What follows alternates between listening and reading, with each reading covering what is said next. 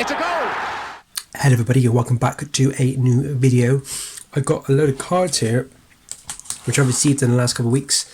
I put into these little sleeves and I thought I'd just show you off what I've got before I put them away into my little archive of things. So the first thing I got here is this Harry Potter card. I basically bought loads of these Harry Potter Panini cards.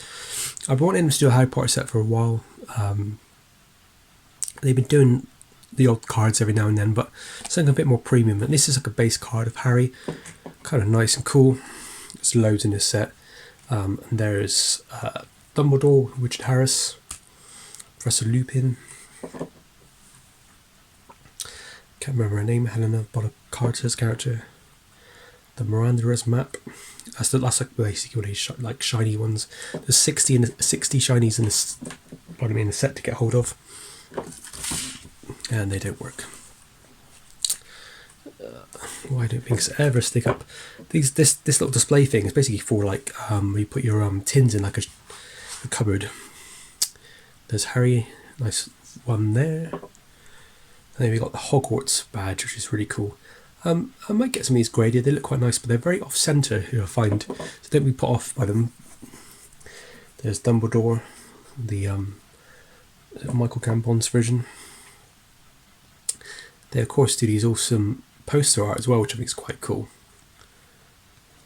That's number one in the set. There's Ginny Weasley, their Quidditch outfit. I wish they would do more of these. It's quite nice. I think I've pretty much got practically the whole set now. I've been buying them up like mad. It's my week off. I'm going in between jobs, so I had a week off and I thought, well, I'm just going to spend. Really cool one is Snape here. Anna Rickman's character.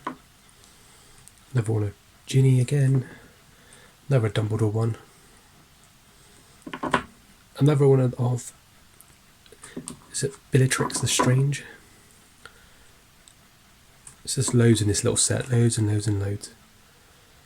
I went to Smith's Toys to buy some Marvel stuff because I'm a nerd, and I thought I'd buy myself some cards. Some of the base cards, most people nowadays look at base cards and they throw base cards away and say they're rubbish. There's no point buying or grading base, but I think it's absolutely rubbish. I think you just pick up what you like, really. I like this card here. This is a base card. It's not worth anything, but the 4 bad guys all in a row. And this one of Harry and Hedwig. I think this might become the kind of like go-to Harry base card. It's a very kind of iconic picture. Makes you think when they made the films, I bet they wish they took more photographs now, more stage stuff, more promotional stuff, because once the films are over, that's it. I mean, cool. So that was that. That was that. And then I also picked up this week a set of these awesome. This is back onto football. They're called mass defending set. Basically, there's a few different variations of this set. And the reason why I bought it was for a particular player, which I'll show you in a minute. But I pulled out a few players and I put them in the sleeves. Some of the players I haven't put in the sleeves. I don't know what I can do with them yet, because I just want the key players really. But I might just keep it as a full set anyway. Billy Elliot. I just like the name, obviously because of the boxing ballerina film with Jimmy Bell. Was it? I need to look more up into that guy. He might be like a really famous. Harry Gregg. He was the Manchester United keeper that was in the Munich accident.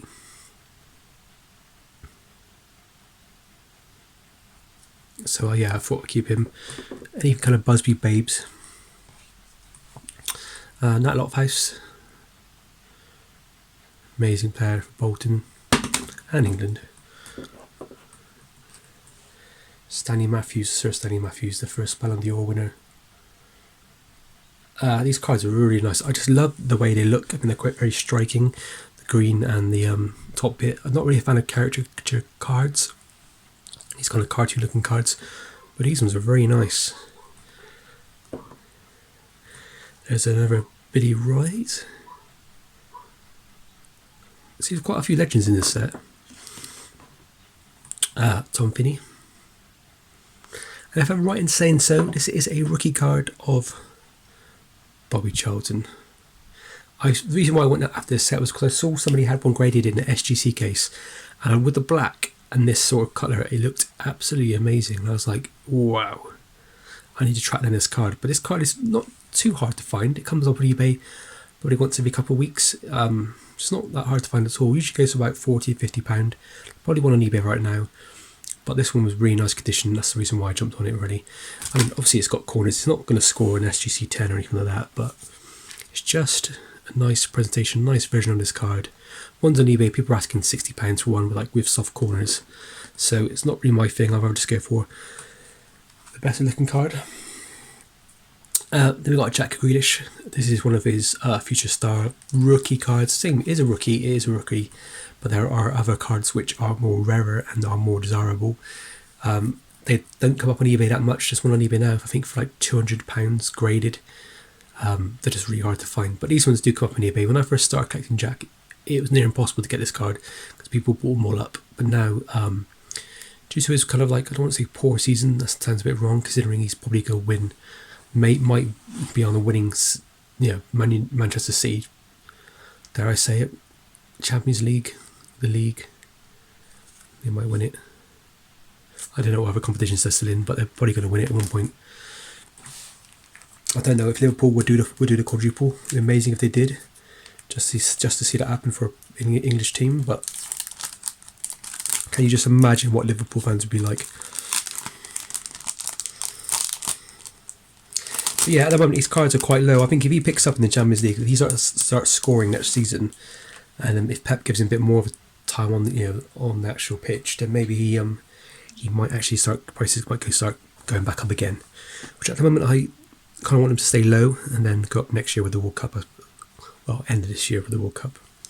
So I've got some tickets. I'm pretty sure these are not fake. I hope so because they've got a bit of age to them. They're stubs for England games in 1960. I randomly picked these up because I know there wasn't that many international games in the 60s. Well, there was, but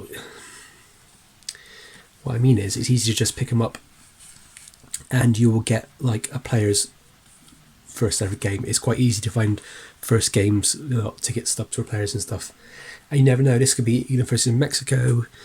This could be like, I don't know, I don't think it is Martin Peters' first game, but something like that. And then, you never know in like 5 years' time when people start buying more tickets. I think tickets are the thing that's going to boom in the next 2 years. I want to make sure I've got a few in my collection before the prices go to the point where I'm just like, I can't afford this anymore.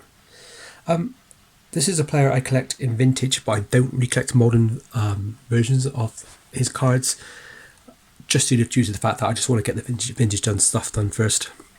This is a baseball player. This is Roberto Clemente. He plays for the Pirates, the Pittsburgh Pirates. Cool guy. I mean, very good player. Bit under the radar for a couple of years, and then recently he's come a bit more of his cards go up in price. I mean, in the same year he's playing, the same years he was playing, you have like Mickey Mantle, Willie Mays, Hank Aaron, even players like Frank Robinson, that sort of stuff. He was in a league with incredible players at the time. And was he a little bit underrated? I reckon so. But yeah, I saw this. It's a Topps 2002. This was this year actually. Kind of weird shaped card. Thought it was nice picture of him. Weird shaped card. He sadly died quite tragically in a airplane accident. So yeah, go check it out. I think he was handing out aid to people in South America, and sadly his plane crashed on the way back, I believe. But yeah, I've only got 3 of his cards in my collection from his vintage years. They're quite expensive. I mean, you can probably get most of them for under £100 graded in a low grade, like £2 to £3. But then that two to three PSA 2, PSA 3, for example. But finding him in like high grade is expensive, really expensive. And his early 50s cards are worth quite a bit of money. But I've got a few anyway. Next up, and I hope you can see this card. I saw this card sold on probably some American auction house, maybe Gold Ink Co. What it's called. The person who sent it to me in like 3 top loaders basically. Yeah, this is a Jesse Owens card. This is presumably, they called it his rookie, but I don't think it is. It might be his first rookie card in this sort of style. I think there's photographs and postcards before. I'm not really sure if it is his rookie, but this card here I think sold in a PSA 10 or PSA 9 for like 29 grand, something ridiculous. And this is a very common card to find. It's not that hard to find at all. Most people are asking about £80 to £90 for like a nice shaped one, up to £200, £300. This was like, I think, £11.99 posted, mainly because of the corners and stuff. I want it on an auction. I bought it just in case, prices go up high and I'm left wanting it and not able to get hold of one. So at least I got one of them. And do you know what? I don't really say, I don't really talk about flipping or investment sort of thing, but if it becomes a card where in, say, a year's time I can sell it for £300, £400, if it's suddenly, if the card booms up, then I've got enough money to invest back into my other things in my collection.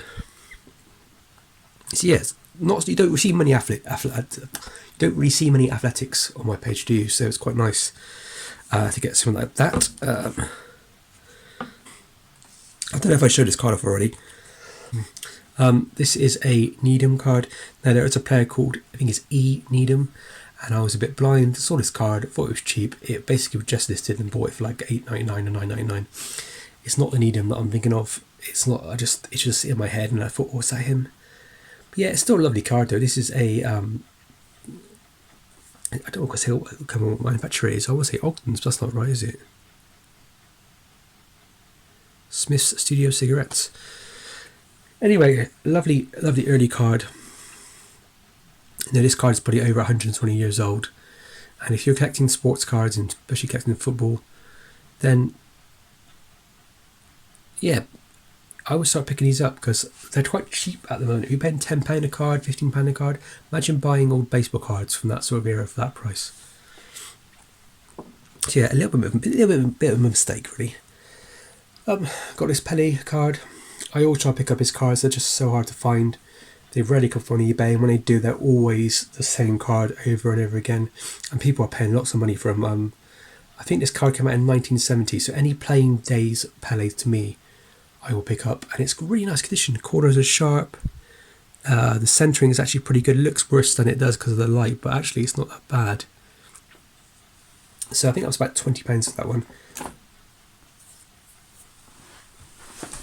Pick this up just because of a couple of reasons why. This is an Ian Wright card. This is when he played for Celtic, and I think this is his only card or sticker for him playing with Celtic. I don't think I can't find any other sticker or card. So I had to pick it up, because it was mint condition as well. It looks like if I grade this, it'll come back like a 10. It's really, really nice. So I think this was more in postage than it was to actually buy the card itself. Where should we go next? Cool. I had some birthday money, so I picked up this Jack Grealish Topps Fire card, graded by MGC. It's 10 out of 10. So it's the highest score they actually do for this card. Like most companies, it's 10 out of 10, isn't it? This is number 1 of 49. So this is the first card in the of 49. Nice graded card. I thought it was just about worth the price I paid for it, I think. Tried to get it a little bit cheaper, but there's no budging. But yeah, if anybody has any of these orange Jack Grealish cards to sell, please drop me a line. I'm on Instagram, sportscards88. I'll be very interested in making you an offer on them.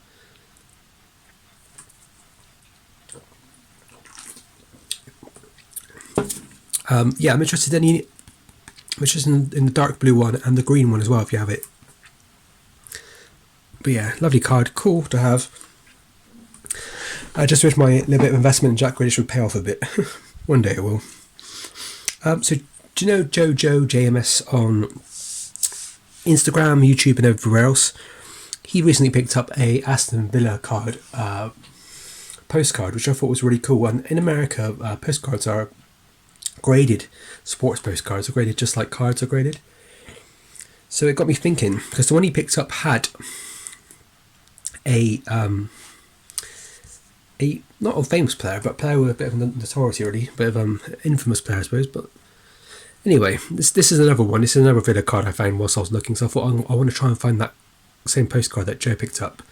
The reason why is because this person here, if I can just get the zoom in, if you just about see him there, he's right there. He's got a bit of a moustache. That there is Jack Grealish's great grandfather. So I don't know if they got any resemblance at all, but that chap there basically. It's quite hard to forget the camera to focus in, and unfortunately the card is in quite poor condition. But the picture, all the team look really good apart from this chap here. Billy Garrity is his name. It's Jack Grealish's great grandfather. Played for Aston Villa, FA Cup winner, might even be league winner, I think. But that was only a couple of quid, so I thought, well, do you know what? I'll just buy that, add it to my Jack Grealish collection. Picked up this. This is a really cool Bobby Moore and Pele sticker. I think this is. I'm trying to work out what this is. This is 1976 when they played in a game with each other. I think they represented the USA or something. Yeah, I think Pele was in New York at the time, and maybe Bobby Moore was in LA or something like that, playing for whatever team they're playing for at the end of their career. Yeah, it's cool. It's a cool little sticker thing. You peel out the sticker basically, and you're left with like the centre bit. And yeah, I loved it. Never seen it before. It was literally a couple of pounds, so I had to have that. Pele Playing Days sticker and a Bobby Moore Playing Days sticker is a good thing.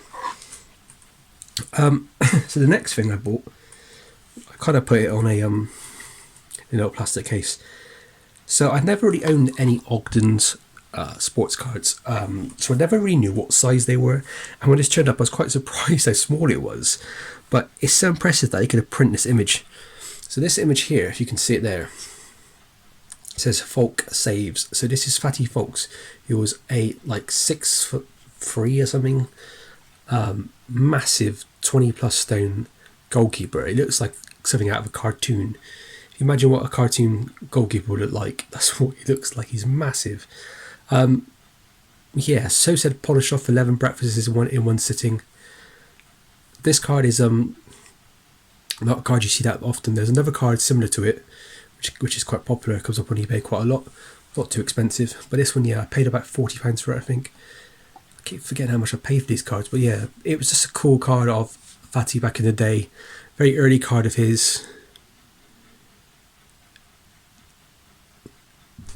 Yeah, it doesn't look too... The condition's not that great on it, but I think it's quite nice. The card is all together in one piece, which is lucky.